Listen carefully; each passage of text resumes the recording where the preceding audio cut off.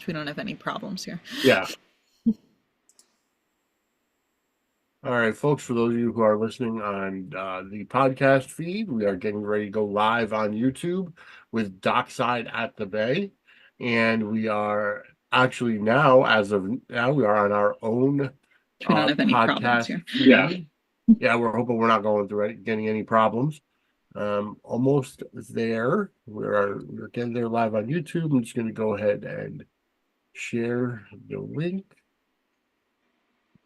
And we're going to go here, paste, post, and we are live. Ladies and gentlemen, welcome to Dockside at the Bay, episode number 13. My name is Vinnie. This is Kim, and we are back with you after a 1-week vacation due to me being in Philadelphia for WrestleMania 40. And I'll tell you, it was a crazy week. It was a crazy weekend. Spent way too much money. But you know what? It's the experience and that happened, and I thoroughly enjoyed it. It was kind of cold at Lincoln Financial Field, as it would be in the Northeast during April. But you know, it's funny because the 2 nights of WrestleMania, Saturday and Sunday, being outside in the stadium, especially up on the upper deck, you're in in the 50s with the wind chill bringing it down to like 45, and then Monday it's in the 70s. So it's like, why couldn't it be anyways? And I guess because of that, because of all of the income and all the stuff that happened, all the people that came into Philadelphia, they're looking to bid on another future WrestleMania. So if it does come to Philly again, I might go again, just differently. Just do stuff around WrestleMania. Maybe not go to WrestleMania unless I can afford floor seats. But either way, you are here watching Dockside at the Bay, episode number 13. We're going to be going over episodes 3 and 4 of season 1 that you can find on Peacock and Tubi TV and Amazon Prime, as well as Popstar. And before we get into that, Kim, how was your week? How was your 2 weeks?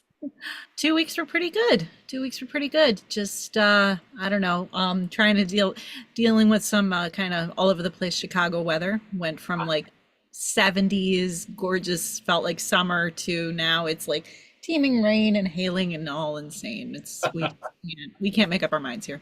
Yeah. But yeah, no, just kind of working and doing my thing, and it was nice though being able to just kind of catch up on these 2 episodes and have a little time and space to just kind of digest, because there was a lot to get through in these 2. It really was.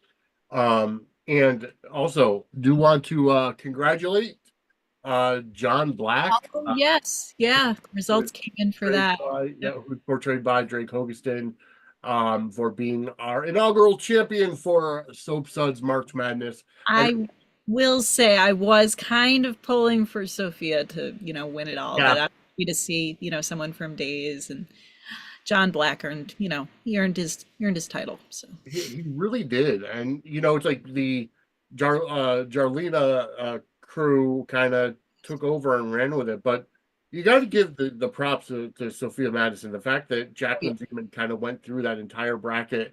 Her first 3 rounds, she only had to win 1 poll because the other 2 matches were draws. So she didn't have to really worry too much until the Elite 8, and then she beat John McCook from Bold and Beautiful. She had a very good run. So I'm sorry, Eric Forrester, I should say, of the Bold and Beautiful. And then in the final 4, she beat out Devon Hamilton from Young and the Restless, and then went on to the championship. John Black, he came out of the Days Championship defeating his son Brady in the Elite 8. But John Black basically started in the first round, took out Kayla Johnson, who was that was a heartbreaker, not gonna lie. That one, and then took out Kristen Demera in the second round. In the Sweet 16 round, he took out Sarah Horton, which that's when the Zara fans kind of dropped off, because Xander and Sarah fans kind of took over the first 2 rounds of their matches, but then dropped off for the Sweet 16. For the Elite 8, like I said, he beat Brady Black. Then in the final four round, he beat another icon of daytime, Jeannie Francis's Laura Collins from General Yeah, Hospital. yeah, quite a matchup there for sure. Yeah, and Kind of fun I too that they got to play, when Jeannie Francis was on days, and the two of them when she was playing, oh gosh, what was her name? Her character, Leo's mother. Why am I blanking on her name right now? But Leo Stark's mother. yes, That was I when never knew she was when on days. when Drake Hawkinson was Roman before Roman became Rojan, before Roman became Wait John. a minute, hold on. You're gonna have to explain that to me because I'm new to days. Oh, I that lore still kind of confuses me, but for a while, Drake, he was playing Roman, brought back, different face, all of that. Oh, And then okay. he was involved with Leo's mother, who, oh my goodness, what was her character's name? But yes, Jeannie Francis was on days, and the two of them played. They were love interests for a little while. Oh wow, I did not know that. Yes. Yep. It was, I want to say like 87, 88, maybe 88, 89, somewhere in there. But Uh, yeah, the career filmography. Let's see. I will think of her name eventually, and I'll just probably blurt it out, but Oh, Days of Our Lives, Diana Colville. that's it. Thank you. Yeah, from Yep. 87 to 89. Yep. Um, I did not know that history was there. Mhm. Um, and that's crazy. But either way, congratulations to Drake Hogeston. I Thank would say before we even get into the Bay, the Days of Our Lives. If you look at their Wikipedia cast list, the the the the characters' names are so all over the place. you. Like for example, I'll never forget it. Like Brandon Barash is listed as not only Stefan Demera, but Yes. also Johnny Demera, and then his brother, um, the other one that I can't remember his name, his twin brother, um, that was with Ava. Jake, I want to say it was. Jake, yeah, Jake. It wasn't Jake Demera, it was something else, uh, Yep. but so he's played multiple people have played Johnny Demera like that, and then multiple people have played Marlena because she was possessed by the devil, so she took multiple forms, and it's like, holy crap. It's so, you try and keep it straight and it just kind of, breaks your brain a little bit. It's sometimes easier to just suspend disbelief and just kind of run with it because otherwise it just, you get caught up. Yeah, but either way, I think next year I might change the name to Soap Stars March Madness instead of There Soap you go. Stars. But either way, it was really fun. It was really interactive. Now the next thing we're looking forward to is the Sudsy Awards coming up in July of this year. We have a who's who of people that are going to be presenting on the show. Um, Angela Ryan Duncan, who you all know has from Days for Dummies on the 10th Floor Podcast Network. She's going to be a presenter. The 10th Floor is going to be a presenter. We've also got Amanda Rush from the Bold and Beautiful Mini Spotlight and the Weiner Mini Spotlight.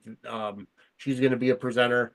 Um, Lucretia Lyon, who was part of the JLJ Media GH Mini Spotlight, will also be a presenter for the Sudsies, along with Max Updates GH.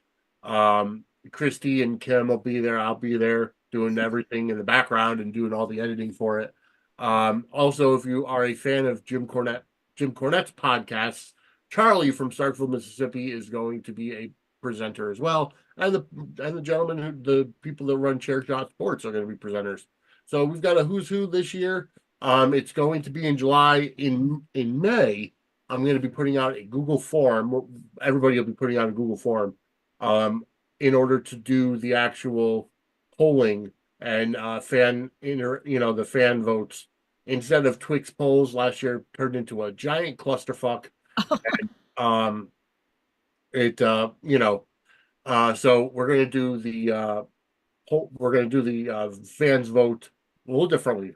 We'll do Google Forms for 2 months until we actually get the winners there. I'm sorry, it'll start in May, and then early July will be ending, and then late July is when the show will actually be produced.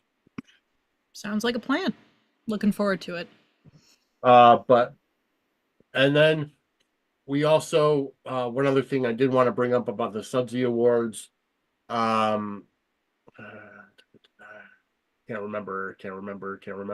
Anyways, It'll but the Bay is going to be included this year as well.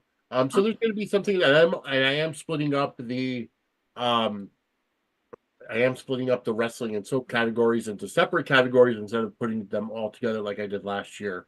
Because that turned out to be I mean, it was fun, but you know, feel it, like it could get a little just confusing or a little bit just yeah, complicated.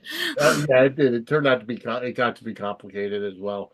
And the time frame is going to be WrestleMania 39 to WrestleMania 40. So anytime those will be what we'll be looking at in terms of the time frame for the moments of the year and the actor of the year, character of the year, whatever. It'll be WrestleMania 39 to WrestleMania 40. So that'll be that. Also, you might be wondering if you're looking for the download for the podcast as of tomorrow, being Wednesday. Um, if you're looking for the podcast, it's got its own home now. I am working on getting the RSS feed distributed to multiple different places. However, it is already on Apple Podcasts, Spotify, and Amazon. So you can listen to it through the app of the device that starts with the A. I'm not going to say it, or else mine will decide to interact, and they're very, very sensitive, I will say. So if you're listening on that app, on that device, you could just ask them to play Dockside at the Bay, and it's there on its own feed. Cool. Sorry, folks, tickle my throat. Okay, so here we go with the Bay episode. Well, episodes 3 and 4. Episodes 3 and 4, yeah. And action packed up. Well, action packed, just very good in terms of just introducing characters, moving plot along, just very, action jam packed, full of stuff, and relatively short run times too. Like 17, I think it was like you skip past. I mean, nothing against the theme song because I do like it, but I tend to skip past it just to kind of see the general. And it was about like 17 minutes, I want to say, and then 19 for the follow-up episode. So just keeping the same pacing, which is Exactly. just short, sweet, to the point, and just able to draw you in. So. And there's a lot of drama too. It's just Absolutely. There's just a lot of it there. Um, I have, we were talking about this before we started recording, but Matthew Ashford as Steve Jensen, Oh my goodness. fantastic. Just, from the jump, because I mean, the episode kicks off with and I like this style a lot because it really does kind of get you into the characters' headspaces a little bit. It lets you kind of like zero in on who's important and what their kind of motivations are, but it just lays everything out so cleverly, I think, when they have the characters kind of talking with like their respective doctor or therapist. Yeah, it seemed like it's either a therapy session or just interview. a documentary type of, Yeah. style, like The Either, Office or yeah. The Muppets. But either way, it's just kind of cool to like, kind of, they just leap into like the character's headspace right away. And his kickoff to the episode, just, oh my, every word he said was just so just like, oof, it sounds like a chill through you because it's just so like loaded and creepy and suggestive of all sorts of stuff that you don't really want to think about. And it's a lot. It is.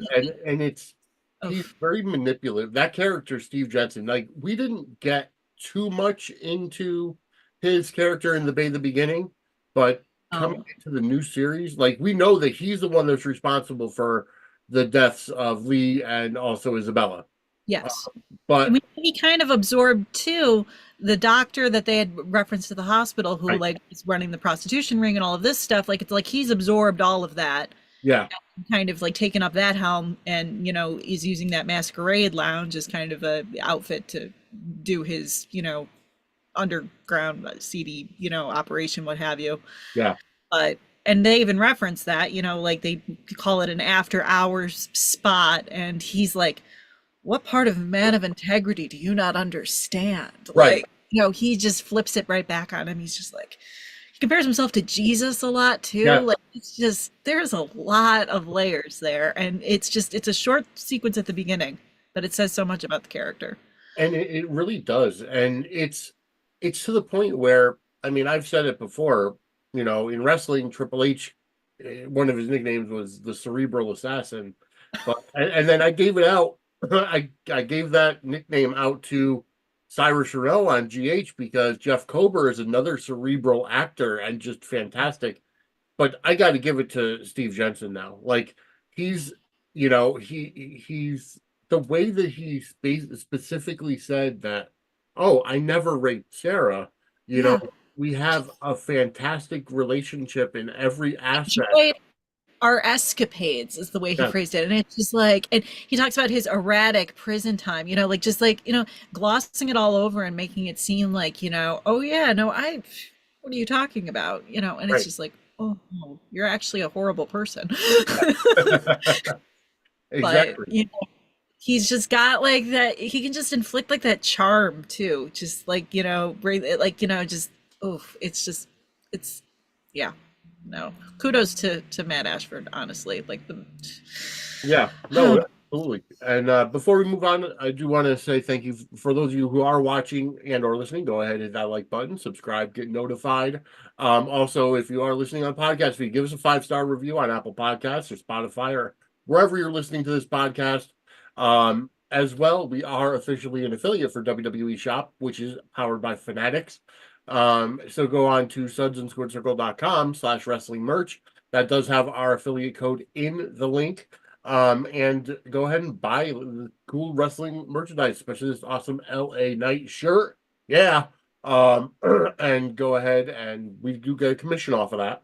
So help us out. And as well as Patreon and Buy Me a Coffee, both of those are the respective links /Suds and Squared Circle. Sign up. We'll be doing a lot more with that in the coming days, weeks, months as we gear up for Sudsy Awards and growing our podcast network. All right. So after Matt Ashford's, after Steve Jensen's therapy session, if you want to Yep. call it that, Yep. we see that Sarah is looking through pictures. She has Yes. a photo album of some She's type. got this album that she keeps on kind of coming back to throughout, just over the course of the episode. And she is not interested in anyone else seeing this album either. She seems to always try and like hide Yeah, it or throw it under a pillow or something. But no, she's greeted by the mayor, who they establish here. Oh, yep. Hey, sweetheart. Like, yeah, it's clear, obviously, that like he is her father, yeah. but they Or don't. I very close to him. Yeah, or Close to very her. close, but Hasn't said dad yet or anything to that no, but effect. I get the feeling it's because I mean, in the last, I'm trying to think in like the beginning, they do basically, kind of allude to. They don't outright say though, They like allude to the she's fact that he's close to her and the yeah. family. They don't outright have him say she's my daughter No, or outright have her. So I think that they, in I want to say in the first episode when Pete is kind of giving that whole overview of Bay yeah. City, that's when it's Let's referenced. say his grandfather. So Yeah. yeah, So, but it's, regardless, the mayor comes by and he's dropped the charges against Steve or somehow pulled strings to make that happen. yeah, And Sarah's happy about it, or seemingly at least. But he says, like, the article that Nathan had written about the whole what happened at the club did not really help in terms of him getting Steve out. But nonetheless, he's getting released, but there wasn't enough credible evidence, all of this stuff. And Sarah seems relieved, but we're yeah. also like, Sarah, why? Right. Because clearly you are not, in this relationship, this is not a happy place for you. But she is, at this point just happy to see that he's out of jail. And the mayor even asks, like, anything else you want to tell me? Anything else you need to share? And she's all, wish I could, can't Yeah. though. Not, I mean, it just shows she is really in deep with this whole blackmail thing. And it kind of shows the fact, which I can understand the concept, the fact that it's a soap trope of somebody being blackmailed, Oh yeah. whether in a marriage or not. But for her to be happy and to show outward happiness that he's out of prison, I would think that she would have been like, oh, good, at least he's in prison. He's not near me. He's not, but Obviously there's something, some reason that she needs him out of jail, right. or he's got something over her that just cannot, whatever it is at this stage, which But you like know I could understand her feeling like, okay, well, or the whole idea being, if you turn me in for this, I'm gonna release your secret to the world and everything. yeah. But then it's like, um, okay, well, you got arrested on something completely different, so I'm living up to my bargain, and it's like, Right, play a little hardball there, but yeah, but yeah, well, regardless though, I mean, she's just, so Steve's managed to, like, slide out of this situation. And I mean, like, it does kind of get into, you have some drama with Lex as a result of all this too, yes, yeah, with being released, because and he's been curious since, like, what's when he confronted Sarah outside the police station and she dropped the, blackmail bomb and told him that. I mean, he's been like a dog with a bone ever since, trying to figure this out, and she's not giving away anything. yeah. Um, and he even goes to her later on and like, I'm gonna find out what this guy has over him, and I'm Hmm. gonna bring him down. And she's like, even if it hurts me, you're not my Yep. protector. Yep. I want to say that was like, yeah, the cliffhanger for the, That was week 4. That was episode 4. yeah, but it just carries through, Yeah, it's the same, just he's like determined to figure this all out, and Sarah is just like, yeah, this is no, this is gonna hurt me. This comes yeah, out, and I am in trouble. I mean, you have Lex, and he's just venomous towards, like, the whole Steve thing, because they show him at the police station, yeah. Steve's getting released, that whole bit, and what does he call him, like toilet water or something like Yeah, that? something of that effect. Like, And he calls said, him, I'm I gonna think he make calls my him life Bin short. Laden at one point too, Yeah, or yep, here's the Bin Laden. Like, he is just, and he just calls, like, keeps on saying that, it's a bogus marriage between him and Sarah. yep, It's no one's uncovered your shit yet, that you're, like, even like with her, and he's gonna get kicks them all out, and like the press is there too, and Zoe's there as well. Zoe, yeah, like, kind of comes up, and she's just like kind of trying to get the scoop and everything. And then there's also the Liana reveal, because Liana manages to get out of jail that day as well from her whole, yes, being arrested. And that's thanks to Will, who's just a lovely human. Bailed. yeah. And he's like, okay, I paid your bail. Now just go home. Get out of Yeah, I mean, he does say, like, just get out and get a good lawyer for yourself, but damn nice of him to, bail her out of jail. She assumes it was Janice, and then no, not so much. here. But Yeah, well, Janice was otherwise preoccupied. Janice was otherwise preoccupied, yes, because Pete comes knocking on the door and asks her if she's sober, and yeah, she says yes, and says, "Good, we can finish what we started." And goes in, they start making out, and end up fooling around, and seems pretty happy to, be in that, but they do kind of cut over to, cut back to them in bed later, after the fact, yeah, and it's all, what am I thinking? She compares him to like a drug, and but he's like, well, you're like one to me too, and I will say that, like, the two of them do have a chemistry that is kind of cute.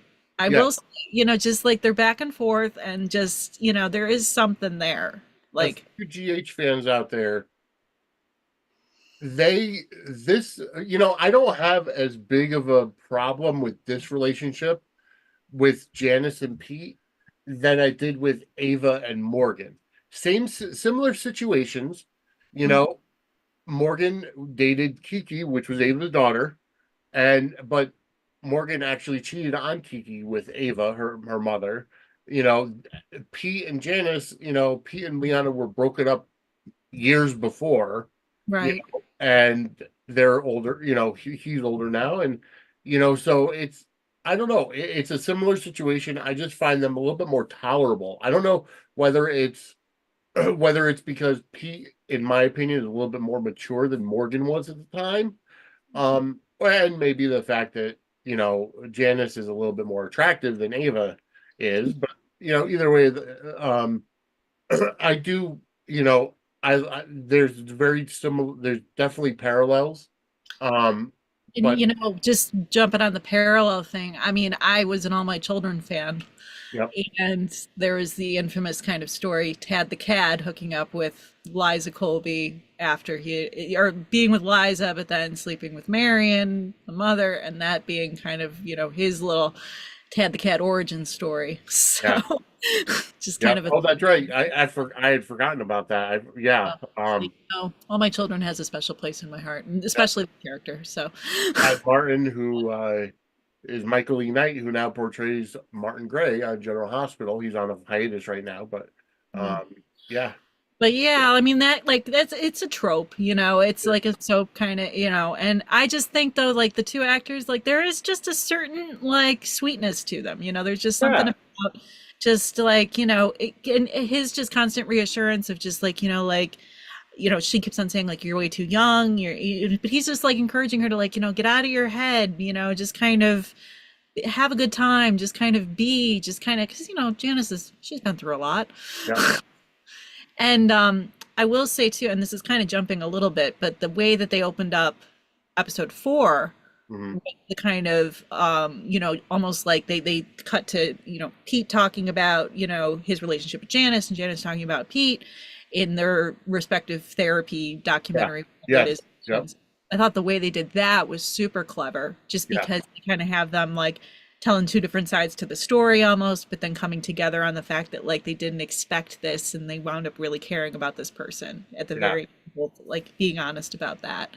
But I just loved that setup too, where they just kind of talk about like their reservations about the relationship. Well, Janice does. Pete's yeah, kind of still just all gung ho, excited, happy. all in, yeah. Yeah, but No, I enjoyed that too, and I think I really feel like that's a great relationship as of right now. One of the best relationships in soaps, at least at that point in yeah, time.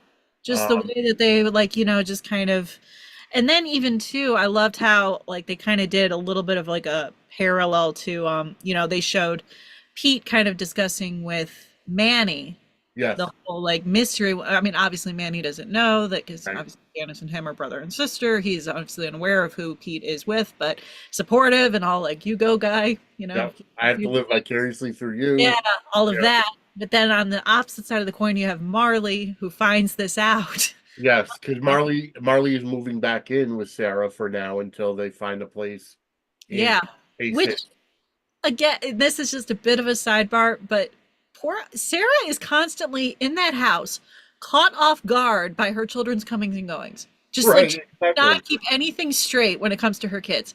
She Yeah, doesn't know what Pete is because yeah, Marley asks. She doesn't even know that Marley's moving in. right.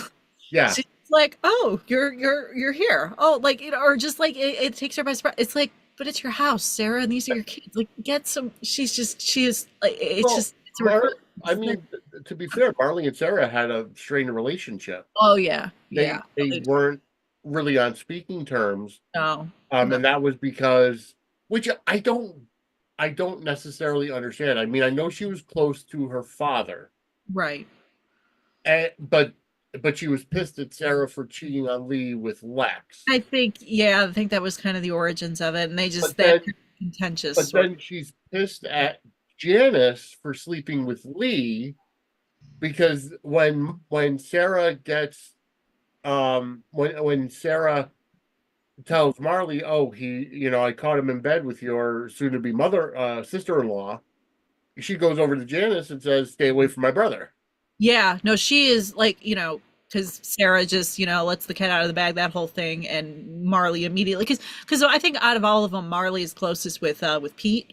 So, she's just like protective big sister at that point, and just also just like this can't be happening. Like you've no, like and just the slap as soon as, and Janice is what expecting like a stylist to walk back in the door, Yep. and Yeah, then ends up getting confronted by Marley. So, it's so messy. It's it so is. silly and messy and just fun. That whole like kind of twisty drama and stuff like that, and typical trope and Yeah. all of that. And then you also have Lee or Liana coming in. Yeah. Well, that's what I was about to say. We talked Yeah, about Liana earlier getting out of prison, thinking maybe it was her mother that bailed her out, but it was Will. Yeah. But she ends up going home and she comes in the door, and she's calling out for her mom, notices clothes on the Mom has floor. company and Yep. basically says as much. And, Liana's just like, well, who did you, prioritize over me this time? Yeah. Just like this has happened before. And, I guess, just as a parent of an adult child, it's like, I don't know. Now obviously we know they have a strained relationship. right. Whether it's from Janice, hiding the fact that Lee was her father for all her life or whatever the case was. Mhm. Um, just a lot of there's a lot of strain there. Oh, But yeah. it's almost like, is your mom not allowed to have a life? Like, I get it, she's not picking up the phone, getting text messages on night you get Yeah. arrested and all that. Again, you would like my mother goes to bed at like 9:30 or 10 o'clock, at night, and then she gets mad if somebody from the group chat texts, after that. Mhm. But she does wake up to text messages or phone calls or whatever. Right. I mean, So yeah, I feel like, she's just in a place where she feels she can't rely on her mother for just about anything, even when it's like getting bailed out of jail. And it well, may not that, necessarily be, it's just like in general, it was just a yeah. pattern. And I feel like But it's we just also saw that in the beginning when when Liana comes to say she saw her dad get killed, yeah. and she's like, I just need you to be my mother right now. And just gets And called a liar, absolutely wrong. like, I mean, it's a very just their relationship is just very contentious. And, it's just, but, and Liana just ends up like, just kind of storming out of the whole thing, just saying she's done. I managed, what's her line? Like, I managed again. Yeah. I don't even, you weren't there. Who was it? But then she doesn't even want to know. She just is just like, I'm out of here. I'm leaving. And then, Janice, she just breaks down in tears after that and then just tells Pete flat out, you need to get out of here. You need to leave. Yeah. It's like, regardless of like them kind of jumping back into bed together and being all like, just, and him making her feel better about the relationship. It's like when, Liana comes back into the fold, it just hits everything hits home again and she just can't handle it. Yeah, exactly. So it's tough, the situation for them. Yeah. And if And you think about it too, it's like, they kind of do almost a parallel because they have Liana, who's still kind of in like this kind of stuck, or, kind of in a similar place that she was in Bay the Beginning. And yeah, then they cut to Sanders. yes. Obviously, he's kind of in the same, we left him in the like a similarly dark, sad situation. And it shows as soon as they cut to his apartment and just show all the pizza boxes and the Well, takeout. and they do cut to his apartment, and let's back up a little bit because we do see John Blackwell for the first time. And, Mm. he's a very intense entrance in onto the scene. Oh, He yeah. literally stalks, he storms into Garrett Pub Yes. and demands a drink. And the bartender's like, Yes. sir, we're not open yet. Another character who's dealing with a lot, Yeah, and they show a lot of perspectives of characters dealing with a lot. And clearly this guy who just kind of like we were talking earlier just how with this character it's like you're not really sure what to make of this guy. He just right. kind of shows up, he's coming in hot, he's making an entrance, he's demanding a drink in an empty closed bar, and just like basically just being like, why my son is in the ICU, he drops that bomb, and then we're just like, Yeah. oh, okay, well, yeah. But and then he also knows Zoe though too, because Zoe comes into the bar and is trying to like defend her bartender, being like, listen, you need to leave, we're not even open yet. And then he's Right. like, Zoe Johnson, and she doesn't, she's not putting two and two together, but he obviously, so this guy not only knows how to make an entrance, but he knows, and it was established like, in the last episode too. I mean, he knows folks in town, he knows what's going on, he knows the score, and he knows who Zoe is. And So yeah. we were talking before about the person that plays John Blackwell. Ron Moss is his name. Okay. He actually played Ridge Forrester on Bold and the Beautiful from 87 to 2012. So Wow. he Okay. clearly has a background in soaps. I Never never watched knew that because I never TV. watched I have no idea. TV. Wow. But he's also a singer too. So he's Oh, kind of got a similar path as Rick Springfield. Huh. But yeah, so he's got the trope Yeah. down. Yeah.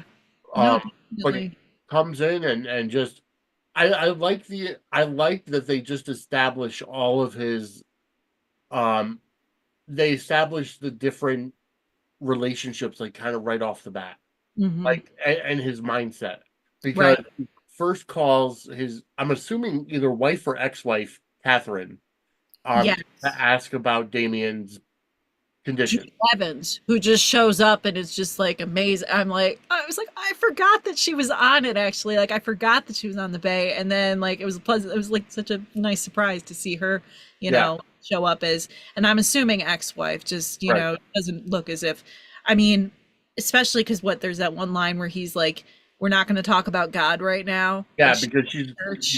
yeah. It's, I think that there's a bit of a, gap between the two of them now in terms of, I don't know, ideology and a lot of other things. But yeah, no, she's, clearly Damien's mother, who's clearly upset at the fact that, we get introduced to her. And Yep. yeah, like I said, had forgotten that, she made an appearance in the Bay. And and she, she's going into the chapel and she gets startled by the priest or the pastor. Father Leon, who I believe was, yeah, he's kind of a carryover priest. We've seen him kind Yeah, of, we saw him. He was the one that was originally set, I think, to marry Brian and Zoe. yes, yes. Um, but either way, so he seems to be the chaplain everywhere. Because Yep. soap operas only have one priest on call. Oh, So, yeah. um, but yeah, Yeah. so he's there, and John, tells the situation as Zoe. Zoe asks, "Do I know you?" And you know, um, and she's like, "Yeah, just give him one drink. I have to go meet with my editor." Yep. So she allows them to get one drink, and then he makes another phone call to Captain Elliot Sanders, which is where we see his uh Yeah. so we kind of get a little bit of information about him, that he knows the police chief, Hmm. so he kind of says, "Here, meet me at the Garrett pub, because we have to talk about this, or we have to plan our next moves." Yep. And then, just speaking of police and police chiefs and police commissioners, we also have that one kind of scene, and I know I'm jumping around and I That's apologize. fine. That's why we do two episodes. The scene with yet another moment with Matt Ashford just playing, supreme creep Yeah. with Liana going to her apartment and basically demanding entrance and then saying that, he has plans for her because she was able to not, give up that, give any information away to the cops after she was arrested. So it's like, well, I've got a new project for you. And that scene was creepy AF, as the kids say nowadays. Yeah. Just Yeah. the She's fact that sitting she, there in a towel. yep, She does not want him in her apartment. He says, I don't give a shit about the door. Like, he is, I don't give a shit about your shower. He is just, and he walks in and he's just angry, and he's just like towering over her and intimidating. And it's just, but oh, then flips the switch, like, oh, well, you're so beautiful, or you oh, smell so God. good, or something to that effect. And And just the way he just, but then he sits on the couch and she's just like, well, take a seat. And he's like, well, I'm already like here. And then he kind yeah, of starts like trying to get all seductive almost and it's just, there's so much going on. And it's just, he gives off, it's just disturbing as anything. And it's just, but he basically tells her, her assignment is to disrupt the, go after Lex in yeah. multiple ways. And which is amazing, because he obviously has the ulterior motive to keep Lex away from Sarah, Yes. you know, but Yeah. it's just, my thing right now in watching it is how, first of all, we also know that he has that relationship with Orchid from Yeah. the last, two episodes, where, she's trying to get out from under him, but he's, kind of controlling that, or whatever the case is. Yes. We actually see Orchid in this episode, is in episode 4 as well. You Uh, do. Yes. when Jack the mayor gets back to, Another messy messy moment, like we find out that she's going to be Sophia's assistant and Yeah. she's just this Under sweet. her real name, Marissa Ramos, Yes, that yes. she wanted to stay away from Yep. in the first episode. Yes. For understandable reasons. And Yes. Sophia Oh, of had, course. yeah. And then Sophia is just, her radar when it comes to this man. She knows that there's stuff. She Oh, yeah. knows, and she's a dog with a bone, and she hasn't quite gotten there yet, but inevitably that's gonna all come crashing down too. Yeah, and the comment at the end, it almost has a double meaning to the audience. Like, and I'm still wondering where the hell those orchids came from. Where that orchid came from. Yep. And it was great to see Sean Kanan in the role as the mayor's assistant for this one Oh yeah, episode. yeah, yeah. No, he's got just that little kind of snarky sort of like, "What do you want me to do, sir? Throw her overboard?" Yeah, Like, I appreciate that. And then you've got Sophia, and it's like she's not being conned, but she's aware that there's something going on, but she's also you've got like Terry Ivins who can just do like the whole like sweet and lovely and like adorable kind of thing, and then her just voice has it. Like her voice is so high pitched. yeah, She she's could just be like so cute. seductive or just downright. She's almost like Bernadette from Big Bang Theory, where Yes. she could be that sweet, seductive girl or Hmm. downright a bitch and get her way. Yes, it can just, switch on a dime. But there in that mode, she's just all just like, oh yeah, just very sweet and very, just And she totally calls him Jackie, saying, "I can call you Jackie, right?" He's like, "I don't think so." just such a good scene. And yep, so messy. And Yeah, it's all just gonna like, get exposed very soon. Because like, Sophia knows. She knows that there is something going on, and eventually she's just gonna circle back to it. So, yeah. but oh my goodness. Yeah, there's so many different threads, in Yeah. this in these of The course. story, and the story, a lot of the stories kind of they have a common thread to them. Like they're all connected in some way. Mhm. It's not, and um, it's not so obvious at times. You have to kind of dig through it. Right. But it's like Steve and Sarah, that entire storyline of their blackmail wedding or blackmail marriage has Right. different branches. Steve is now in this storyline with Leon because he's running the club, and he wants her to seduce Lex, who's Lex is not only interested in Sarah and wants to protect her, but also he wants to put Steve away, and he's the one that's the police chief.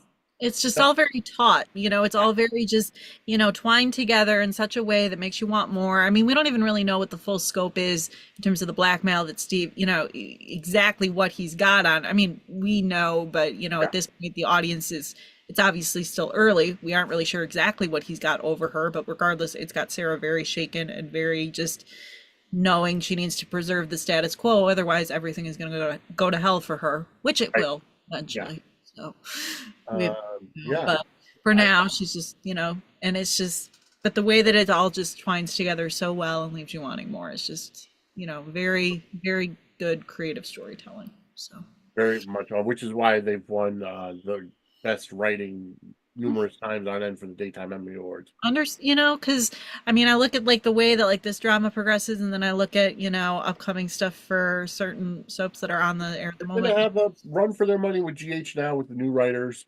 Mm, I've been enjoying General Hospital with the new writing team ever since they took over. I don't know. Days has been a little uneven for me Days has lately. been a little uneven. I stopped watching B&B and Y&R. I will be completely transparent with that, just because I don't have the time to watch them, and it just with keeping up with wrestling, with keeping up with the Bay, GH, It's a and days I want to keep up with, but I'm a week behind there, and I don't do a show about any of the other soaps. So it's like lot. I'll watch what I have to watch, and if I have time, I'll watch more. But um, the fact of the matter is, the writing for the Bay is just outstanding.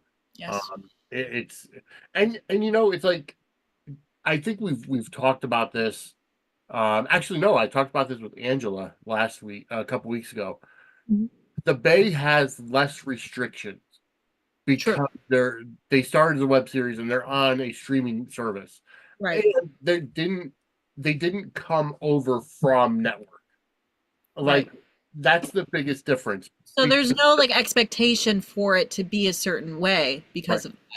And it's Because allowed the to be like game, its own kind of thing, and it was allowed to kind of, form and shape a certain way, and it isn't like over the top in terms of like, it's not like there's, dropping F-bombs every other, and it's right. not like, sex But scenes when every other minute, but right. it's got a good balance, and it lets you kind of, push the And when envelope the a story bit. calls for it, Exactly. It's not when gratuitous. It's just it's there, and it's just it's typical soap, and it doesn't feel like they're trying to like push the envelope just for the sake of doing it right. because they Which is can. It's which is the problem, which is what happened when they tried to reboot One Life to Live and All My Children with Prospect Park, is yeah. that They they did push the envelope too much just yeah, because they could. They yeah. wrote the swears into the story into the And they wrote the swears into the dialogue because they could. I Not mean, I admit, like, even like, like AMC was my first soap, and I yeah, was devastated when it was canceled, and I was thrilled when it was picked up. But I admit, like, I was kind of, when it comes to the Prospect Park episodes, I was kind of like half tuned in, half tuned out, not really remembering a lot of it. But I do, they did try and do certain things. And it was a little bit, I will say, it was before its time, too. it was. You're absolutely right. It was. If they And, had tried doing that, like, even like, 5, 10 years, 10, it would have been more. But back then, it was just not, it wasn't feasible. It just right. did, wasn't, it was before its time. So, And the thing about it is that they had an established fan base who had the expectation of right. what it's supposed to be. And Which, they did get a lot of like, they had a lot of the cast too, which, yeah, they got a lot of interest in, but there were some core folks that weren't necessarily there either, which, that's the other thing too. It's like, they didn't have Susan Lucci. they didn't. And it's kind of funny too. I mean, I don't know if you saw, but with the Gates, with that coming out, I mean, Yes, that's huge. The fact that there's going to be a new a new soap. daytime lineup, typical, like, just the fact that they're introducing a new soap opera is amazing. Yeah, But, because you know, everybody's trying to say the genre is dead. right. It's like, well, clearly, no, they're It's on investing in PBS this. instead of Paramount Plus. So Yeah, it'll be on Paramount Plus, I'm sure, as a streaming, but they're right. putting it on the daytime lineup. They canceled the talk because of it. And that was sweet because I did watch As the World Turns as well here and there. So honestly, seeing that was just like that was kind of sweet revenge, and I appreciated that. But Just even like with that though, like, people are saying like, well, why couldn't they revive All My Children, One Life to Live, things like that? And, but it's like you it's got to can't be something new. necessarily, you're not going to get the same. You can try, but you're not going to get those core folks. Whereas with this, it's like fresh start. They get to do Yeah, something new. They get to do something different, and it's like and cool. that's what happened. I mean, Days Days made a transition from NBC to Peacock.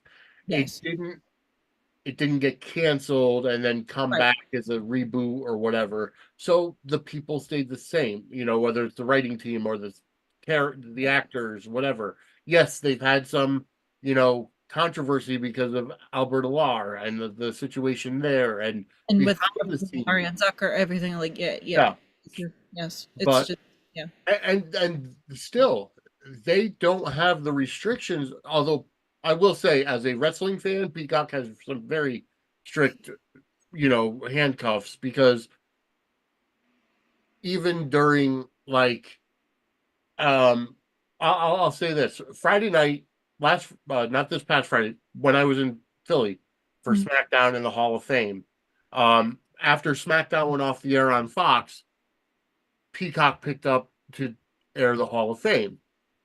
um Paul Heyman, who was the best, the first inductee in the Hall of Fame, the headliner for the night, if you will, had the absolute best Hall of Fame speech on it. Being there live, I enjoyed it. I loved it.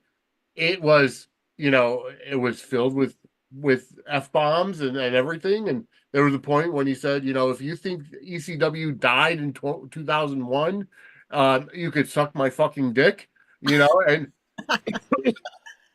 I Peacock censored a lot of it and bleeped it out or went blank on it and muted it, whatever. It's streaming. Why are you doing that? Which is why I'm so happy Raw is going to Netflix in January. Yeah, But see, because there they have the yeah, they don't have to worry about it so much. yeah, But with Peacock, with Days, they do have a little bit more leniency. So which is why they had the threesome, last right. year, whatever. And why there was the, people say that, Steve almost dropped the F-bomb, when Yeah. talking to Orpheus, which, I wish that that was actually confirmed as a yes, because if anyone deserved to hear it, it would be Orpheus. But Yeah, exactly. Well, no, not Morpheus, Clyde Weston. oh no no no, this Oh, okay. yeah, no, it was when Right. during the whole when with Kayla, Marlena, Oh, that's right. You're absolutely right. but Yep. that was a while ago, and you really haven't seen anything like that since in terms of like speculated swearing or them really kind of. It's like they kind of dialed that back a little bit, which And and it's like I don't understand that. That's the one thing with streaming, and streaming is not covered by the FCC as much as cable TV yeah. because you could set parental standards. Now, does that mean that everything on streaming have to be a TVMA or a TV 14? No, but like there's certain instances where I feel like you The drop like dialogue warrants it. yes, exactly. Because it's like not everybody talks all squeaky clean all the time. Once in a while, I mean, I don't know. I still think it's kind of funny, even when I like, see. Obviously, she is playing a very different character on the Bay than Yeah. she does on Days.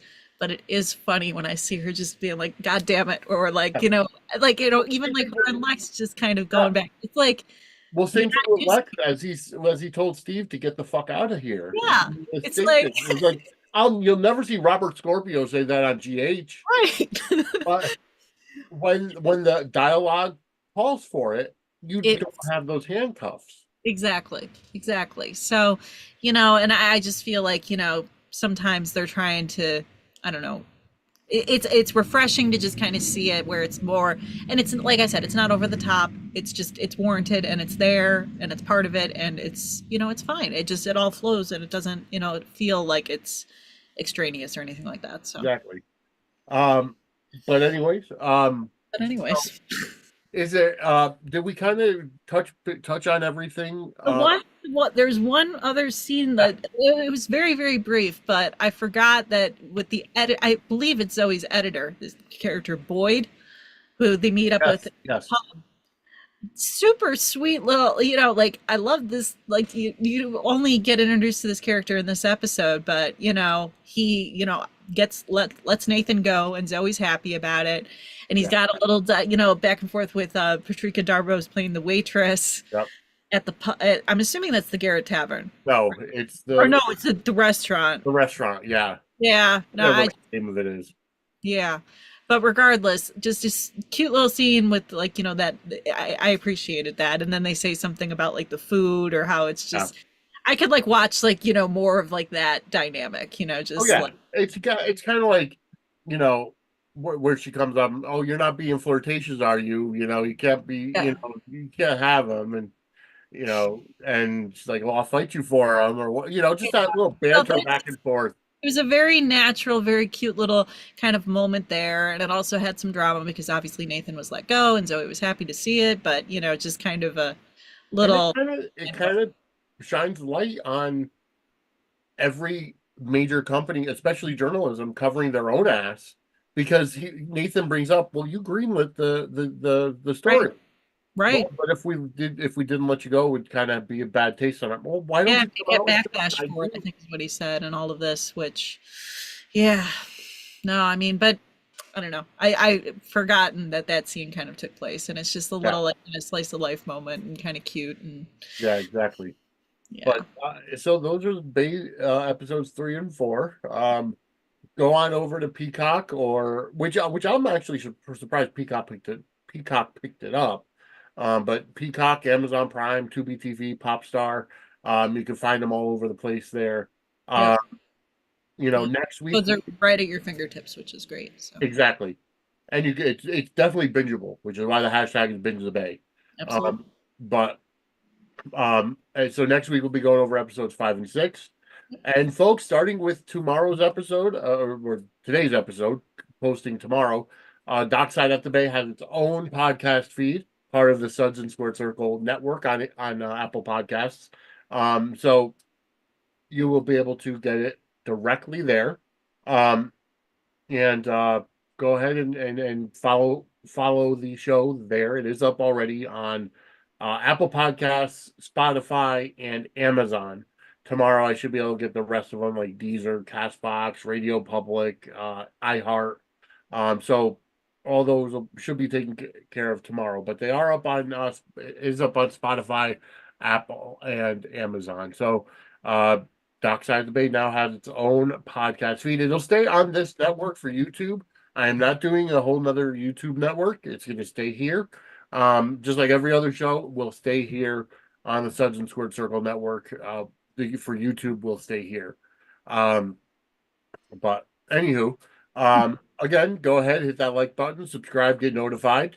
Leave us a comment how you like the Bay, and then anything else you want to ask us, go ahead. Remember, we are officially an affiliate for WWE Shop, which is a Fanatics experience, which I spent way too much money on over last weekend in Philadelphia at the WrestleMania Superstore, which unfortunately I didn't earn fan cash on, nor did I get commission for it. But if you go to sudsandsquaredcircle.com/wrestling merch, we do get commission for it because that includes our affiliate link. Get this awesome LA Knight shirt. Get the WrestleMania merchandise before it goes. Anything else on there? We get an 8% commission. If you want any of those cool new MLB, NFL title belts, the $500 a pop, we'll take 8% of that. Absolutely. But anywho, I am working on trying to get a Squared Circle News up and running, up and ready regarding WrestleMania and everything that's going on. I am in the process of finding a co-host for a consistent Squared Circle News show to start going forward, and that may be in the works sooner rather than later. So hopefully we'll get that up and running soon. Anyways, Kim, any final thoughts about these 2 episodes of The Bay? I just forgot one other minor detail. Okay. Mortimer apparently retired. Yes, yeah. Which made me kind of sad because Mortimer was the lovely little character that got introduced in Bay the beginning, and now he's gone. But yeah, I think we covered everything else. So, all right. Well, for Kim, I'm Vinnie. We'll see you next week on Dockside at the Bay.